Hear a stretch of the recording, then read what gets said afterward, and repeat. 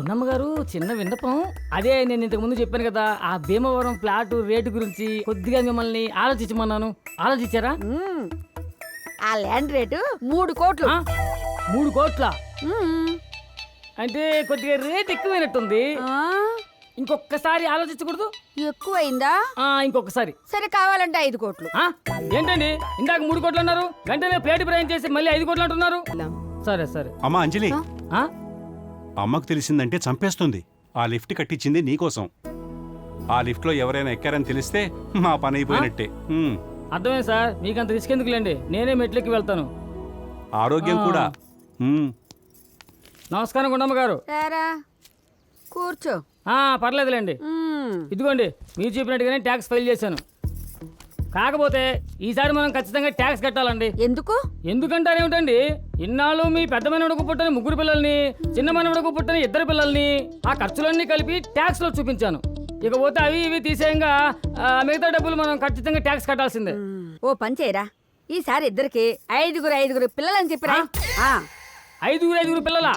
ఏం మాట్లాడుతున్నారు బామ్మగారు? వాళ్ళు పిల్లకాయలనుకున్నారా కుక్క పిల్లలనుకున్నారా? ప్రతి 3 నెలలకి కంటానికి మనుషులు 9 నెలలు పడుతుంది. ఏంట్రా భయపెడుతున్నావా? ఎవరైనా దావూద్ ఇబ్రాహింకి భయపెట్టగలిగారా? వాడు పాకిస్తాన్లో కూర్చొని దొరకట్లేదు, ఈయన ఇక్కడ కూర్చొని ట్యాక్స్ వాళ్ళకు దొరకట్లేదు. ఏంటి నా గురించి ఏమన్నా తిట్టుకుంటున్నావా? లేదమ్మా, ఎంత మాట అన్నారమ్మా. అయినా నేను మిమ్మల్ని తిట్టగలనా చెప్పండి? అయినా నేను మీకంటే చిన్నవాణ్ణి. వయసు పైన పడుతోంది కదా, కొంచెం మతిమరుపు వచ్చిందిలే. ఇది ఎట్టగా కుదిరేటట్లేదు. ఒక పని చేద్దాం బామ్మగారు, ఎందుకంటే ఈ రేట్ ఎట్టగా కుదిరేటట్లేదు. పోనీ లీజుకి ఇచ్చే పద్ధతి ఏమైనా ఉందా? అల్లూరి సీతారామరాజుకే లీజుకి ఇవ్వలేదు, ఇక నీకిస్తానా? ఓ ఇంకా సరిపోయినట్టే. అల్లూరి సీతారామరాజు కాలం నుంచి ఉందా ఈ ముసల్దా?